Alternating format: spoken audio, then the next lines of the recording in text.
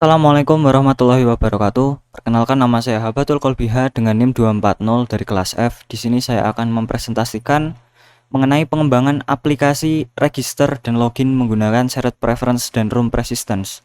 Di mana aplikasi yang saya kembangkan adalah aplikasi mengenai penyewaan ruko. Oke, langsung saja ke demonya. Jadi yang pertama adalah register terlebih dahulu. Tipenya pengguna. Lalu register akun. Maka registrasi berhasil. Kemudian kita lihat pada bagian penggunanya. Di sini akun yang tadi diregistrasi berhasil masuk ke database, berhasil masuk ke dalam tabel pengguna. Kemudian memasukkan akun yang tadi sudah didaftarkan. Login. Maka akan menuju ke halaman utamanya. Di sini akan ada kata sambutan selamat datang dengan variabel dinamis. Di sini adalah han dan nantinya bisa berubah tergantung siapa nama user yang masuk ke dalam aplikasi. Kemudian ketika aplikasi di running ulang, maka dia akan tetap berada pada halaman utama kecuali dia melakukan logout. Ketika ke halaman login ini, ketika di running ulang, maka dia akan tetap berada pada halaman logout. Kemudian kita masuk lagi. Kemudian lihat data ruko. Maka seperti ini adalah tampilan halaman pengguna. Di mana yang pertama, pada halaman ini kita bisa mengeklik alamat untuk menuju ke Google Map sesuai dengan link yang diinput oleh tipe pemilik. Kemudian kita bisa hubungi pemilik untuk melakukan intent ke kontak. Nantinya nomor pada dial akan sesuai dengan kontak pada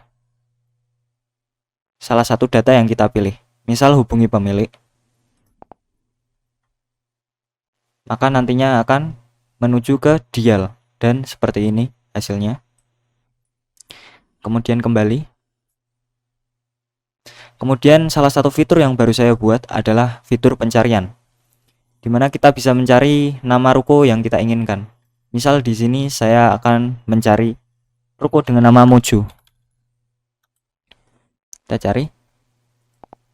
Maka ruko Mojo akan berhasil ditemukan seperti ini, hanya satu saja.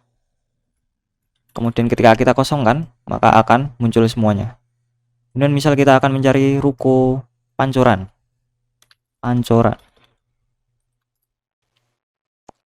Maka ruko akan berhasil ditemukan seperti ini. Kemudian ketika kita kosongkan, maka semua data akan keluar lagi. Kemudian klik logout untuk kembali ke halaman login. Kemudian masuk ke akun kedua dengan tipe pemilik. Nah, maka nama di sini juga akan berubah sesuai dengan data yang tadi masuk dengan nama Hanif. Kemudian kita lihat data ruko. Perbedaannya dengan tipe pengguna, di sini ada tombol tambah untuk menambahkan data dan tombol hapus untuk menghapus data. Yang pertama, tambah data. Misal kita akan menambahkan data. Kita tambah data. Maka data tersebut akan berhasil ditambahkan. Kemudian cek pada database.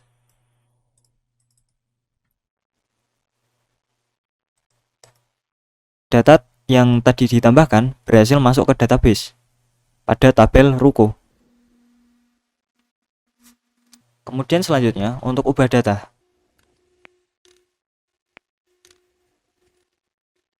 Maka data ruko yang kita pilih untuk diubah tadi berhasil diubah. Kemudian kita akan lakukan hapus data. Apakah benar ID-nya 9? Ya, di sini ID-nya 9. ID 9. Kita hapus. Maka data tersebut akan berhasil dihapus. Kemudian mencoba untuk fitur carinya apakah berhasil. Maka data yang keluar hanyalah data yang memiliki nama golf. Kemudian misal baru. Data yang keluar hanya ruko yang memiliki nama baru. Kemudian ketika dikosongkan akan muncul semuanya. logout untuk logout berhasil. Di sini semua fitur berjalan dengan baik tanpa adanya error. Kemudian di sini saya akan menjelaskan mengenai codingannya. Di mana pertama, database yang saya gunakan adalah menggunakan room persistent. Yang pertama perlu dibuat adalah entitasnya. Yang pertama adalah entitas pengguna, di mana entitas pengguna ini memiliki primary key ID. Kemudian ini adalah kolom-kolom yang dimilikinya. Kemudian yang kedua adalah entitas ruko.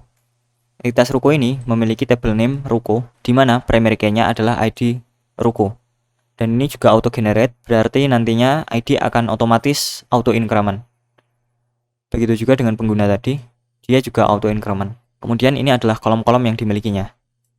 Kemudian di sini saya menerapkan parcel-able, di mana parcel-able ini sangat berfungsi ketika kita ingin mengakses, memasang nilai ataupun mengambil nilai pada kolom-kolom yang ada pada entitas ruko ini. Selanjutnya adalah memberitahu bahwa entitas yang akan ada pada database adalah kelas ruko dan kelas pengguna sebagai tabelnya. Kemudian di sini membuat abstrak yang akan menggunakan ruko DAO. Ini untuk kelas ruko entity. Kemudian pada ruko DAO itu sendiri adalah merupakan query-query yang akan dijalankan dalam bentuk fungsi, di mana fungsi ini kembaliannya tergantung kebutuhan kita. Misal di sini query select untuk mencari data ruko, saya ingin mengembalikannya dalam bentuk live data list. Maka di sini kita buat tipe fungsinya adalah live data list ruko. Kemudian kita buat nama fungsinya get all search, kemudian variabel yang kita cari kita masukkan ke parameter fungsinya dengan tipe string. Dan ini beberapa query yang telah saya buat pada DAO untuk digunakan pada kelas lainnya. Kemudian untuk aplikasinya saya menggunakan yang pertama adalah adapter. Adapter ini berfungsi untuk memasukkan data dari database menuju ke layout XML atau tampilan layar.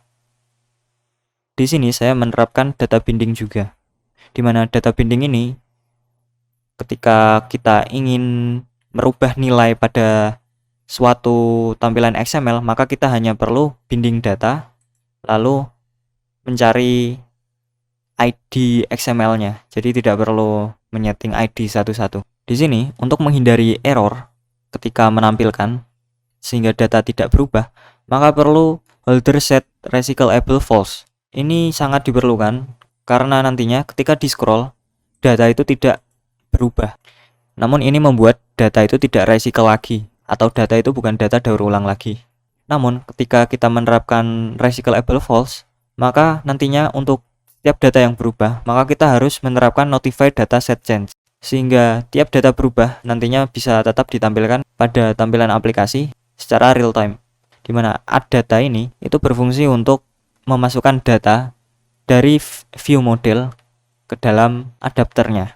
Kemudian di sini mengatur tombol-tombol XML untuk menerapkan fungsi-fungsi, di mana di sini melakukan fungsi delete, fungsi untuk mengetahui lokasi, fungsi untuk melakukan edit. Kemudian di sini melakukan pengisian elemen-elemennya, yaitu namanya, kemudian alamatnya, kemudian deskripsinya, dan lain sebagainya. Kemudian membuat class interface, di mana class interface ini akan digunakan pada main class, di mana nantinya fungsi yang diklik itu bisa sesuai dengan ID atau dengan item yang dipilih. Bisa dilihat pada kelas view tabel, di mana di sini view tabel ini merupakan view modelnya, yaitu untuk menyimpan data, di mana di sini menerapkan DAO untuk mendapatkan semua data atau select all dengan fungsi get all.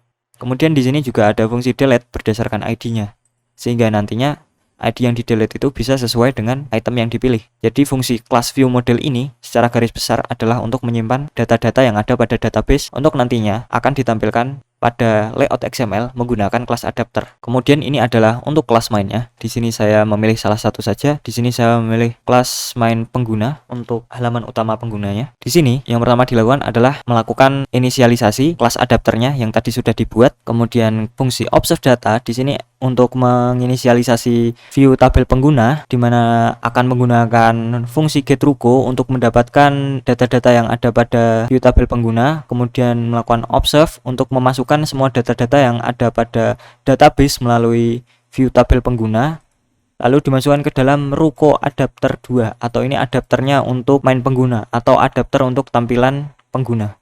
Lalu ini observe data cari, ini nantinya untuk menerapkan tampilan ketika kita melakukan pencarian, sehingga kita akan merubah observe class-nya dari select all tadi pada view table ke tampilan hanya menampilkan apa yang kita cari saja.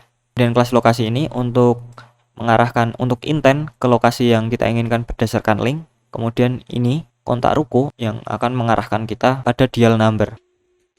Kemudian ini adalah concrete-nya, di mana kita akan mengambil kelas init adapter untuk menginisialisasi adapternya atau tampilan yang akan digunakan. Kemudian kita lakukan observe data untuk mengambil data pada kelas adapter. Kemudian kita inisialisasikan text box search dan button search-nya. Kemudian setting button search-nya. Kemudian ketika text box ini kosong, maka kita akan menampilkan semua datanya.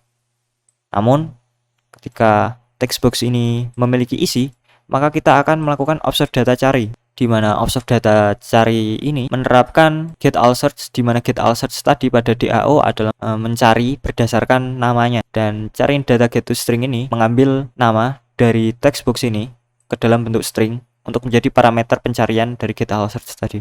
Kemudian melakukan observe data untuk mengambil data kembalian list get all search. Kemudian untuk nama dinamis ini saya menerapkan shared preference, di mana itu ada pada preference nama ini, yaitu ada setter untuk mengeset namanya sesuai dengan ID yang masuk, kemudian getternya untuk mengambil namanya untuk ditampilkan. Kemudian ada shared preference type. Jadi shared preference type ini saya gunakan seperti session, mana nanti ada setter dan getternya juga. Jadi ini fungsinya untuk pembagian hak aksesnya. Mana kedua kelas shared preference tersebut saya terapkan pada bagian main activity atau login, di mana di sini saya menerapkan preference set nama registernya, nama sesuai nama yang masuk, kemudian tipenya sesuai dengan tipe pada database sesuai namanya. Kemudian untuk tetap login ini, di mana ketika kita mengulang aplikasi kita tetap berada pada halaman utama ini, saya juga menerapkan shared preference, di mana saya membuat fungsi make tetap login.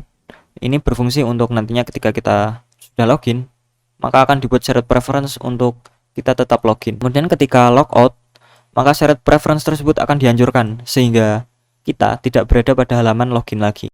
Kemudian untuk tipe hak aksesnya, saya menerapkan if else condition, di mana ketika kita menekan tombol lihat data ruko, maka ketika data adalah pemilik, maka kita akan intent ke main pemilik atau halaman pemilik. Namun ketika tipenya pengguna, maka nantinya kita akan masuk ke halaman pengguna. Namun ketika tipenya tidak keduanya, maka nanti akan ada pesan Anda tidak bertipe pengguna maupun pemilik.